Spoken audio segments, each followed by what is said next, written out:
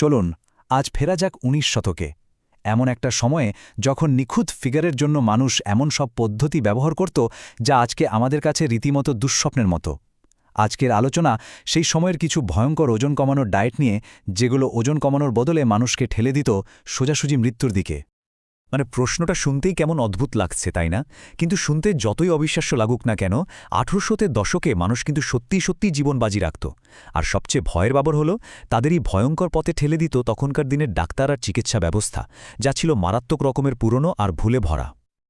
তো এই সব ভয়ঙ্কর ডায়েটগুলো এত জনপ্রিয় হলো কিভাবে?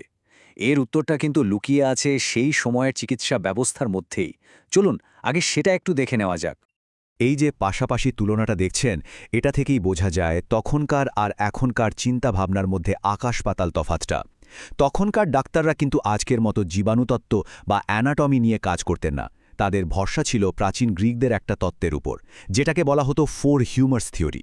মানে তারা ভাবতেন মানুষের শরীরে নাকি 4টে রস বা হিউমার আছে: রক্ত, কফ, পিত্ত। আর এগুলোর ব্যালেন্স বিগড়ে গেলেই মানুষ অসুস্থ হয়ে পড়ে। ভাবা যায়? এই একটা কথাই আসলে বুঝিয়ে দেয় সেই যুগে মেয়েদের শরীর নিয়ে কি অদ্ভুত ধারণা ছিল।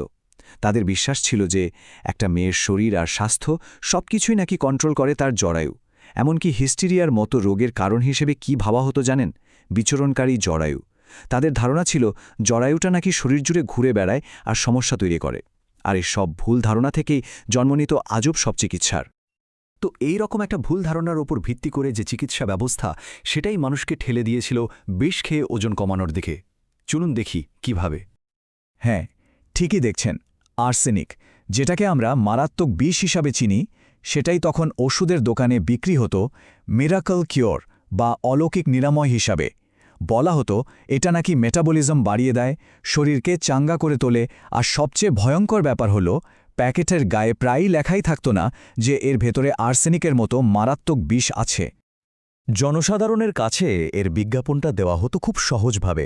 ব্যাস, একটা আর্সেনিকের বড়ি খান, মেটাবলিজম রকেটের গতিতে ছুটবে, আর ওজন কমবে কোনো রকম কষ্ট ছাড়াই। একটা কুইক ফিক্সের লোভ দেখানো হয়েছিল, কিন্তু এর ভয়ঙ্কর পরিণতির কথা পুরোপুরি চেপে যাওয়া হয়েছিল। কিন্তু আসল সত্যিটা ছিল ভয়ঙ্কর। এটা ঠিক যে খুব সামান্য পরিমাণে আর্সেনিক শরীরে একটা উদ্দীপনা তৈরি করে, কিন্তু ওই সামান্য পরিমাণ আর প্রাণঘাতী পরিমাণের মধ্যে ফারাকটা খুবই কম। একটু এদিক ওদিক হলেই ওভারডোজের ঝুঁকি। আর তার ফল, লিভার, কিডনি সহ শরীরের সব গুরুত্বপূর্ণ অঙ্গ মারাত্মকভাবে ক্ষতিগ্রস্ত হওয়া। মানে এই মিরাকেল কিওরটা আসলে ছিল মৃত্যুর সঙ্গে খেলা করার সামিল। বিষ খেয়ে ওজন কমানো যদি যথেষ্ট ভয়ঙ্কর মনে হয়, তাহলে পরের পদ্ধতিটার জন্য প্রস্তুত হন। এটা সবকিছুকে ছাড়িয়ে গিয়েছিল। হ্যাঁ, টেপওয়ার্ম ডায়েট।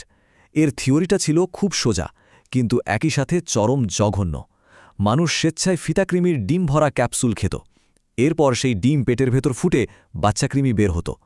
আর ভাবা হতো এই কৃমিগুলোই নাকি অন্ত্রে থেকে বাড়তি খাবার খেয়ে ফেলবে, আর তাতে হোস্টের ওজন কমে যাবে।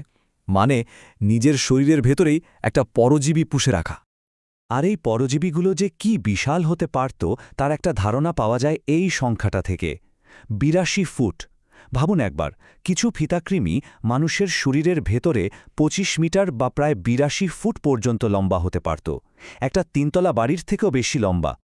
যারা এই ডায়েট পিল বিক্রি করত তারা বলতো এর নাকি কোনো সাইড ইফেক্টই নেই, কিন্তু আসল সত্যিটা ছিল ঠিক তার উল্টো। পেটে ব্যথা, বমি, ডায়রিয়া এগুলো তো ছিলই, এর সাথে ছিল অপুষ্টি, ভিটামিনের অভাব, এমনকি মেনিনজাইটিস, মৃগীরোগের মতো ভয়ঙ্কর সব অসুখ। অনেক সময় অন্ত্র আটকে যেত, শরীরের ভেতরের অঙ্গপ্রত্যঙ্গ ফুলে যেত, আর গুরুতর ক্ষেত্রে মৃত্যুও ছিল একবারে নিশ্চিত। বিপদটা কিন্তু শুধু এই সব অদ্ভুত ডায়েটের মধ্যেই থেমেছিল না। তখনকার দিনের চিকিৎসা ব্যবস্থা মেয়েদের সাধারণ শরীর খারাপকেও খুব অদ্ভুত চোখে দেখত, আর তার সমাধানগুলোও ছিল সমান তালে ভয়ঙ্কর। আসলে বলতে গেলে সৌন্দর্যের জন্য বিপজ্জনক ডায়েট আর সাধারণ রোগের জন্য ভুল চিকিৎসা, দুটোই ছিল একই ভুলের দুই দিক। যেমন ধরুন জরায়ু রোগ বা নিউরাস্থেনিয়া, এই সব অদ্ভুত নামের রোগের চিকিৎসার জন্য ডাক্তাররা কি দিতেন জানেন? লাউডেনাম। মেয়েদের সামান্য টেনশন, মন খারাপ বা পিরিয়ডের ব্যথার মতো সাধারণ ব্যাপারেও ডাক্তাররা এটাই দিয়ে দিতেন।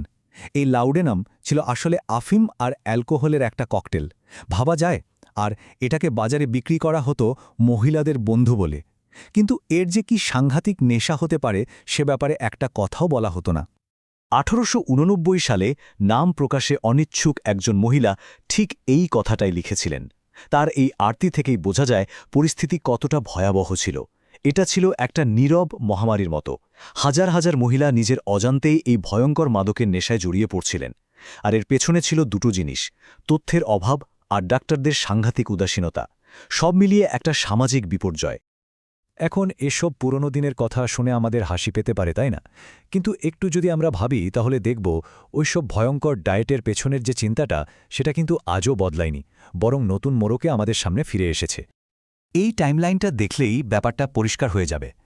1800 শতকের শেষে ছিল আর্সেনিক পিল, তারপর 20 শতকের শুরুতে এলো ফিতাকৃমি, এরপর 1920-র দশকে এলো সিগারেট ডায়েট, 70-এর দশকে স্লিপিং বিউটি ডায়েট, যেখানে মানুষকে ঘুমের ওষুধ দিয়ে দিনের পর দিন ঘুম পাড়িয়ে রাখা হতো। দেখুন, পদ্ধতিগুলো হয়তো বদলেছে, কিন্তু ওই যে একটা লোভ, কোনো কষ্ট ছাড়া খুব সহজে আর তাড়াতাড়ি ওজন কমানো, সেই বিপজ্জনক প্রতিশ্রুতিটা কিন্তু আজও একই রকম আছে। এই যে একটা কুইক ফিক্সের আকাঙ্ক্ষা, এটা কিন্তু নতুন কিছু নয়। বিপজ্জনক ডায়েটগুলো সময়ের সাথে সাথে শুধু তাদের চেহারাটা পাল্টায়। আসল কথাটা হলো, সেই 19 শতকে যে সামাজিক চাপ আর মিরাকেলের লোভ মানুষকে বিষ খেতে বাধ্য করেছিল, সেই একই মানসিকতা কিন্তু আজও আমাদের সমাজে রয়েছে। আজকের দিনের বিভিন্ন ডিটক্স টি বা মিরাকেল সাপ্লিমেন্টের বাজারটাও কিন্তু মানুষের ঠিক ওই দুর্বলতাকেই কাজে লাগাচ্ছে, শুধু খোলসটা বদলে গেছে। তাই শেষ পর্যন্ত একটা প্রশ্ন কিন্তু থেকেই যায়। আজকের দিনে যেসব ডায়েট বা ওয়েলনেস ট্রেন্ড খুব জনপ্রিয়, সেগুলোর মধ্যে কোনটা নিয়ে 100 বছর পরের মানুষ ঠিক আজকের মতোই অবাক হবে বা হয়তো আঁতকে উঠবে? ভেবে দেখার মতো বিষয়, তাই না?